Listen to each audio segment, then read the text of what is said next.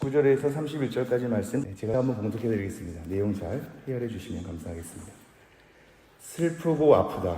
내 마음속이 아프고 내 마음이 답답하여 잠잠할 수 없으니 이는 나의 심령이 나팔소리와 전쟁의 경보를 들음이로다. 패망의 패망이 연속하여 온 땅이 탈취를 당하니 나의 장막과 휘장은 갑자기 파멸되도다. 내가 저 깃발을 보며 나팔 소리 듣기를 어느 때까지 할꼬. 내 백성은 나를 알지 못하는 어리석은 자요 지각이 없는 미련한 자식이라.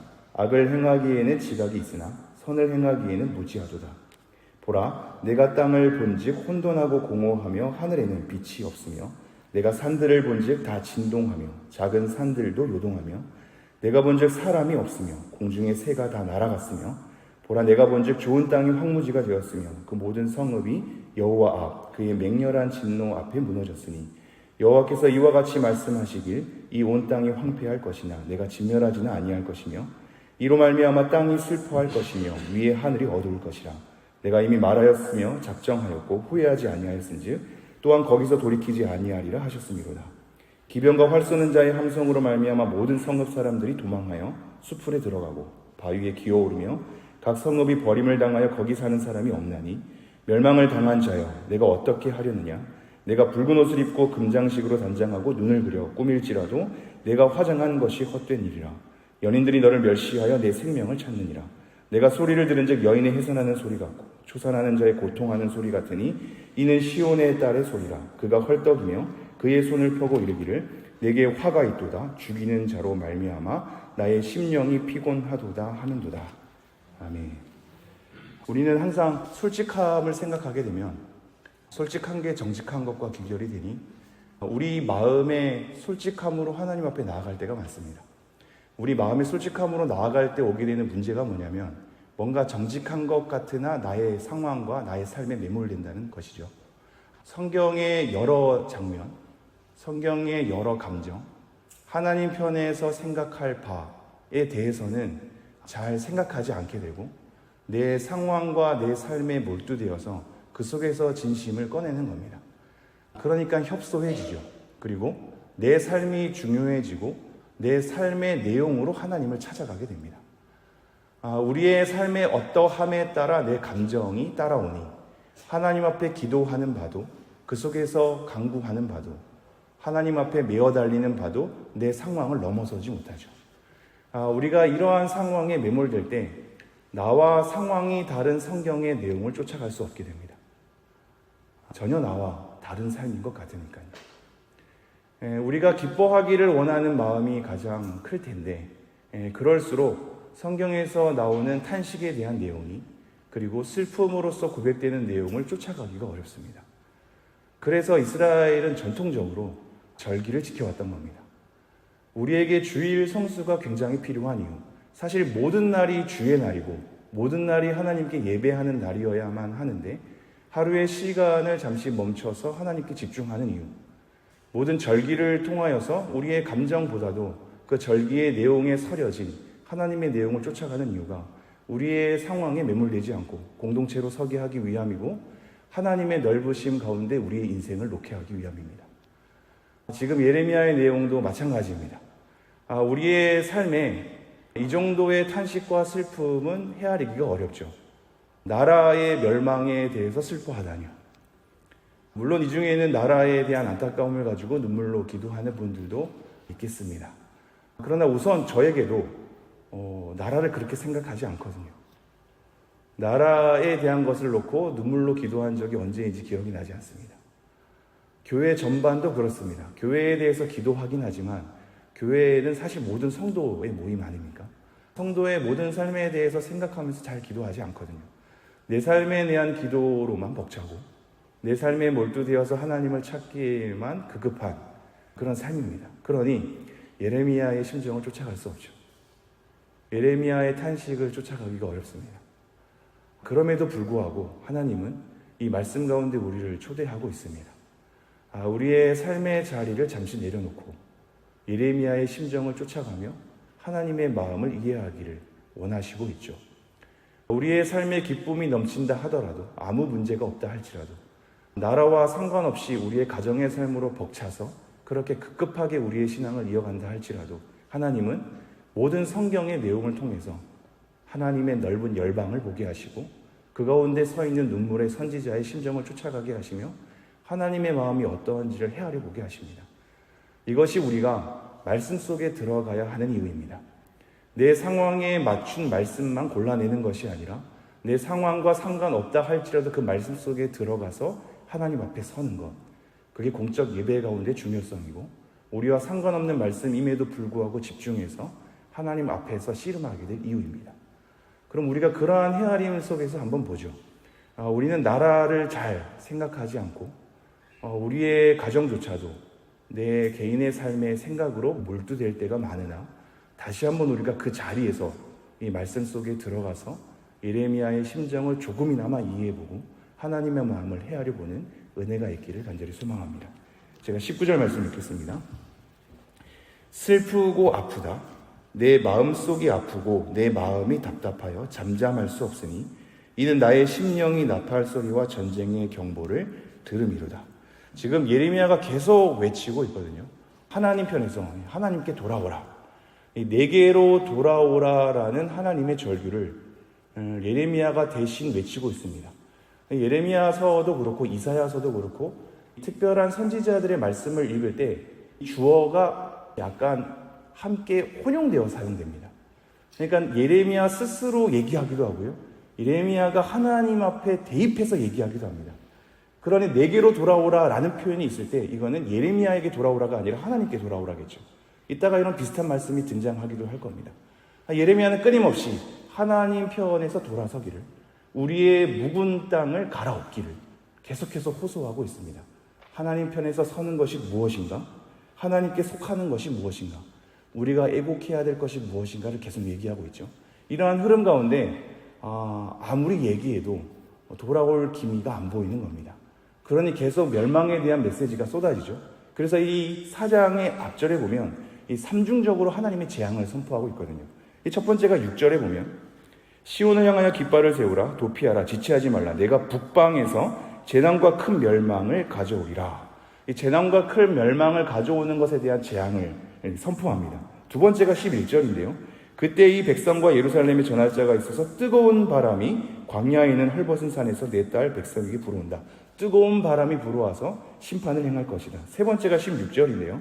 너희는 여러 나라에 전하며 또 예루살렘에 알리기를 애워싸고 치는 자들이 먼 땅에서부터 와서 유다 성읍들을 향하여 소리를 지른다 하라. 그러니 이 뜨거운 바람, 북방에서 먼 곳에서 이 삼중적인 재앙을 통해서 계속해서 재앙을 쏟아내고 있습니다. 그런데 이 재앙을 쏟아내는 메시지를 갖는 사람의 입장에서 저는 이제 설교자로 쓸 때가 있으니까요. 설교자의 입장에서 성도님들을 다그치고 성도님들의 잘못을 꼬집어내고 하나님 앞에 회개하도록 결단하기 위해서 강한 카리스마로 성도님들의 마음을 후벼 파는 것은 사실 쉽거든요. 그거는 그냥 그렇게 민낯을 드러내서 우리의 부끄러움을 지적하고 하나님 앞에 회개하라고 호통치면 됩니다. 근데 어려운 지점은 뭐냐면요. 같이 슬퍼하는 겁니다. 이건 어렵거든요. 정죄하긴 쉬워도 그 죄 앞에 같이 우는 건 어렵습니다. 자기 스스로 돌이키라고 말하는 동시에 그 멸망 앞에 돌이키지 않는 무딘 마음 앞에 같이 슬퍼하면서 애통하는 건 어렵거든요. 이 지점을 우리가 따라가기가 어려운 겁니다. 그러니 정죄하기 급급하죠. 다른 사람의 잘못을 보이고 멸망을 쏟아내서 그들로 하여금 우리의 위치가 뭔가 그들이 우러러 보는 위치에 속하는 것을 우리는 오히려 갈망하나 같이 슬픔의 자리에, 절망의 자리에 눈물을 쏟아내는 이는 거의 찾아보기가 힘듭니다. 근데 예레미야의 지금 지점이 그렇습니다. 슬프고 아프다고 얘기합니다. 그들의 멸망을 지적하고 회개하는 것을 호통치는 동시에 그들의 돌아오지 않는 자리 가운데 지금 예레미야는 아파하고 있습니다. 이 슬프다, 아프다라는 단어가 다르게 번역되어 있지만 사실 같은 단어거든요. 같은 단어가 반복되고 있습니다. 근데 이 단어는 창자라는 어원의 의미를 가지고 있거든요. 그러니까 창자가 뒤틀리는 아픔입니다. 맹장이나 이런 복통을 여러분이 경험한 바가 있는 분이면 알겠지만 거의 몸이 고꾸라지지 않습니까? 그 정도의 아픔을 가지고 슬픔을 표현하고 있습니다. 내 민족에 대한 사랑이, 함께하는 이들에 대한 사랑이 그들의 죄악을 넘어서서 그들의 인생에 대한, 우리 민족에 대한 아픔을 가지고 창자의 뒤틀림을 경험하고 있습니다. 그러니 이 생각이 몸에 영향을 끼치는 거죠. 아파하는 생각이 몸의 창자를 뒤틀리게 하는 겁니다. 이게 진심이거든요.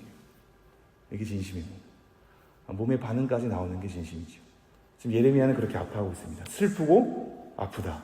내 마음속이 아프고 내 마음이 답답하여 잠잠할 수 없으니. 이 답답하다는 내용은 여기서 약간 요동치다라는 의미가 있거든요. 그러니까 이게 이 마음속에 뭔가 쏟아내지 않으면 안 되는 이 쿵쾅거림이 있는 겁니다. 이 답답함 여러분 무엇인지 조금 아시겠죠? 뭔가 쏟아내서 소리 지르지 않고서는 뭔가 내 마음속에 속 시원함을 갖지 못하는 답답함입니다. 너무 아파서, 너무 괴로워서 이곳 가운데 가둬놓을 수 없는, 뭔가 뛰쳐나가야만, 뭔가 발설이 돼야만, 뭔가 호통을 쳐야만 이 속에 후련함이 올 수 있는 그 답답함인 거죠. 답답하여 잠잠할 수 없으니 이는 나의 심령이 나팔소리와 전쟁의 경보를 들음이로다. 우리가 아파트에 살거나 여러 주택에 산다 할지라도 경보음이 울릴 때가 있지 않습니까? 화재 경보나 이런 것에 경고음이 울리면 그거 잠깐 1분 들리는 것도 굉장히 힘들거든요. 빨리 끝났으면 좋겠고 우리의 불안을 조장하고 우리의 마음을 예민하게 하는 그럴 때가 있죠. 지금 예레미야는 하나님의 심판의 소리를, 나팔소리와 전쟁이 일어날 것에 대한 경고음에 대해서 계속해서 듣고 있으니 이 마음의 쿵쾅거림이 너무 답답해서 가만히 있을 수 없는 겁니다. 나 잠잠할 수 없다. 너무 답답하다. 왜냐하면 하나님의 이 전쟁에 대한 경고음을 나는 계속해서 듣기 때문이다. 이렇게 얘기를 하고 있습니다.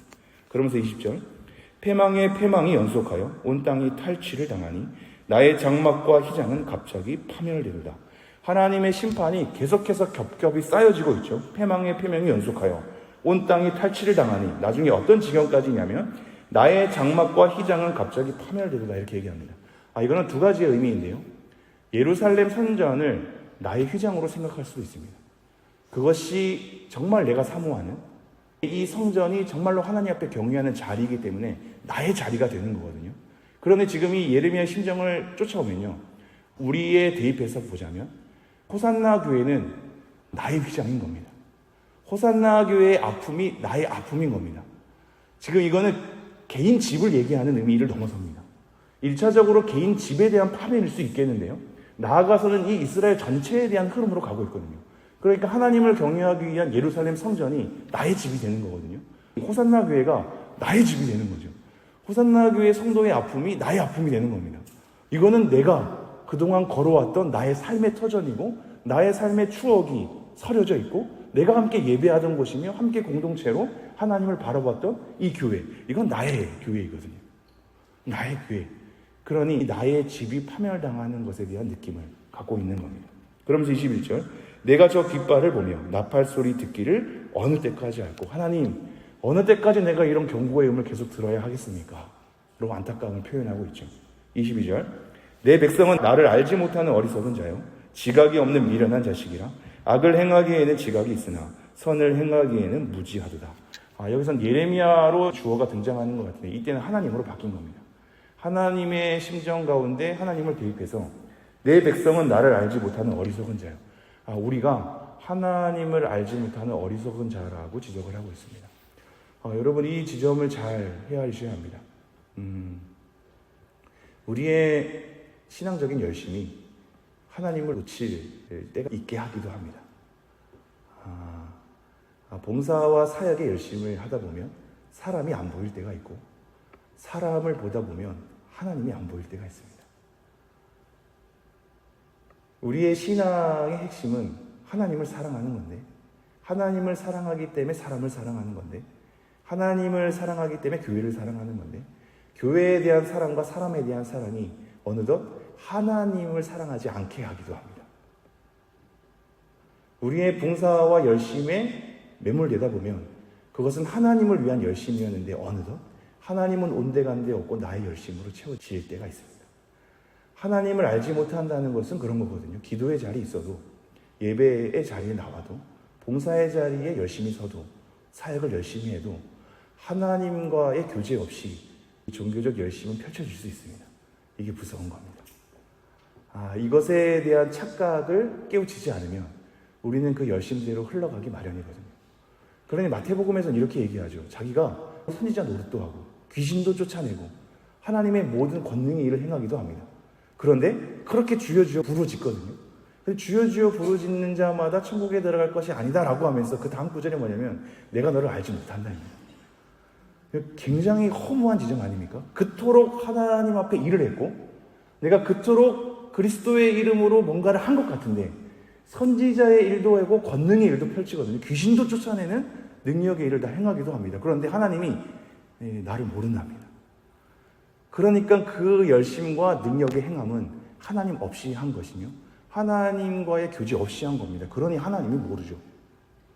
우리의 신앙의 지점이 그럴 수 있단 말이죠. 하나님을 잃어버릴 수 있습니다. 우리의 열심에 매몰되다 보면 하나님을 잊은 채 그것이 지속될 수 있습니다. 그러니 하나님께서 얘기하죠. 너는 나를 알지 못하는 어리석은 자다. 지각이 없는 미련한 자다. 악을 행하기에는 지각이 있으나 선을 행하기에는 무지하다. 하나님 어떻게 정직하게 살아내야 합니까? 하나님 어떻게 선하게 하나님의 말씀 앞에 적용해야 합니까? 우리는 이러한 것에 대한 은밀한 핑계를 하나님 적용점을 잘 모르겠는데요. 하나님 이렇게 적용하기에는 제 삶이 만만치 않아요. 우리의 직장의 삶은 사회에 대한 악은 우리를 그렇게 가만히 내버려 두지 않아요. 하나님 우리의 가정은 그렇게 쉬운 대상들이 아니에요. 하나님 제가 사랑해야 될 성도는 열심히 해봤는데 잘 되지 않아요. 단순한 적용점으로는 그렇게 적용하기가 너무 힘들어요 라는 우리의 방어 기제가 있어서 우리의 지도자들에게 내가 속 시원하게 적용할 만한 적용점을 내어주십시오라고 그 책임을 떠넘기게 되죠. 그래 놓고는 적용점을 주지 않는다고 한탄하는 겁니다. 그런데 여러분, 적용은 여러분이 삼는 겁니다. 여러분의 삶을 여러분이 알거든요. 목회자는 모릅니다. 목회자가 아무리 얘기해봤자 뜬구름 잡는 소리 될 수 있는 것은 우리의 삶을 잘 모르기 때문이죠. 그럼 여러분이 여러분의 삶을 마주하기에 여러분이 하나님 앞에 적용점을 내야 되거든요. 근데 그 적용점 내기 싫다고 다른 사람에게 책임 회피하고 잘 안 된다고 급급하게 얘기하기 마련이죠.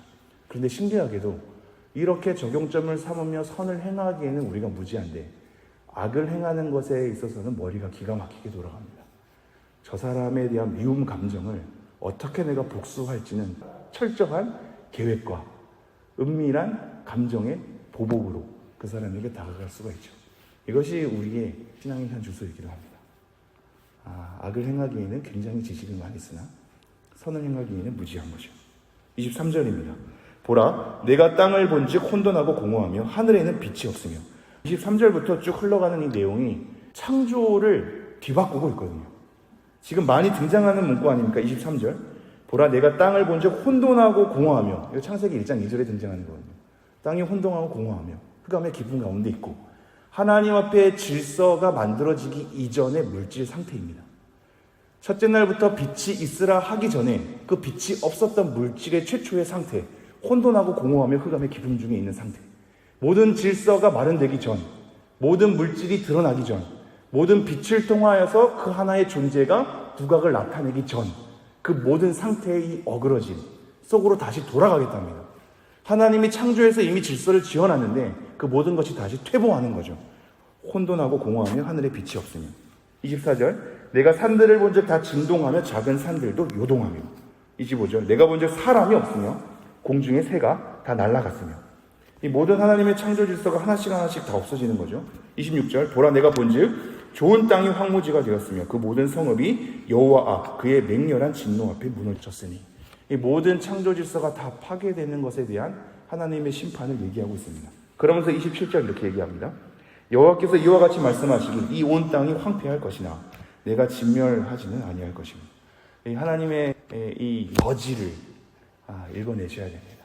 심판을 쏟아내면서 하나님의 이 여지의 마음을, 공의를 행사하시면서 남겨두는 마음을, 이스라엘 백성을 심판하시면서 남은 자를 남겨두는 것을, 이 하나님의 여지가 공률과 자비의 여지거든요.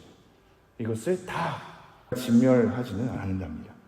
그러면서 28절. 이로 말미암아 땅이 슬퍼할 것이며 위에 하늘이 어두울 것이라. 내가 이미 말하였으며 작정하였고 후회하지 아니하였음즉 또한 거기서 돌이키지 아니하리라 하셨음이로다. 하나님이 심판 행하시겠답니다. 계속해서 돌이키라고 말하면서 너가 돌이키면 심판하지 않을 것이라고 했지만 이제는 작정한 겁니다. 내가 말했으니 심판은 너희들에게 임할 것이다. 29절 기병과 활 쏘는 자의 함성으로 말미암아 모든 성읍 사람들이 도망하여 숯불에 들어가고 바위에 기어오르며 각 성읍이 버림을 당하여 거기 사는 사람이 없나니 도망치고 숨고 기어오르면서 사람들이 다 도망가고 없어지는 겁니다. 30절 멸망을 당한 자여 내가 어떻게 하려느냐 내가 붉은 옷을 입고 금장식으로 단장하고 눈을 그려 꾸밀지라도 내가 화장한 것이 헛됨이라. 이게 굉장히 이제 언어 유희인데요. 여러분 그 심판 앞에 살겠다고 화장하는 겁니다. 이게 따라오시겠죠. 우리가 사실 이렇게 지금 괜찮은 삶에서는 굉장히 그냥 괜찮은 듯 얘기할 수 있거든요. 근데 절박한 상황 가운데 너무 힘들면은 우리의 본능이 튀어나오지 않습니까? 살고자 하면 안 할 일이 없거든요. 하나님 앞에 비겁해지기도 합니다. 그래서 지금 이스라엘 백성이 그 멸망 앞에 너무 다급해서 그 사람들에게 잘 보이려고 화장하는 겁니다. 나를 파멸로 몰고 가는 그들에게 살아보겠노라고 타협하면서 잘 보이도록 화장하는 겁니다. 근데 그렇게 해도 안 될 것이라고 얘기하는 겁니다. 그렇게 해도 헛될 것이다. 연인들이 너를 멸시하여 내 생명을 찾느니라. 31절 내가 소리를 들은즉 여인의 해산하는 소리 같고 초산하는 자의 고통하는 소리 같으니 이는 시온의 딸의 소리라. 그가 헐떡이며 그의 손을 펴고 이르기를 내가 화가 있도다. 죽이는 자로 말미암아 나의 심령이 피곤하도다 하는도다. 정리하겠습니다. 우리의 삶과는 좀 무관한 것 같죠. 그러니까 여기가 우리가 함께 들어가야 될 내용인데요. 하나님의 심정을 헤아려 주십시오. 그리고 예레미야의 심정을 따라가 주십시오. 여러분의 삶에 괜찮다고 내팽개치지 마시고 여러분 삶의 문제가 크게 와닿지 않는다고 그냥 내버려 두지 마시고 하나님이 얼마나 하나님의 공의를 원하시는지 우리가 하나님께로 돌아오기를 원하시는지 우리의 묵은 땅을 기경하기를 원하시는지 예레미야처럼 자기 개인에 대한 삶이 아니라 민족에 대한 것, 이 호산나 교회를 자기 집으로 보면서 내 집이 멸망당하겠다라는 것에 대한 탄식 속에 하나님께 절규하고 있음을 그 경고의 음을 듣기조차 싫어서 하나님 앞에 창자가 뒤틀리는 고통 가운데 호소하고 있음을 우리가 생각해 보면서 우리의 기도의 내용이 어떠해야 하겠는가. 오늘 우리의 가족을 위한 내 자녀들을 위한 여러 기도 다 하겠는데 하나님 앞에서 내가 회개하며 돌이켜볼 것은 없는가. 하나님의 심정을 헤아려 볼 것은 없는가. 예레미야에 따라서 우리의 민족을 이 호산나 교회를 조금 더 생각해 볼 것은 없는가로 이 메시지 안에 하나님 안에 여러분이 거했으면 좋겠습니다. 기도하겠습니다.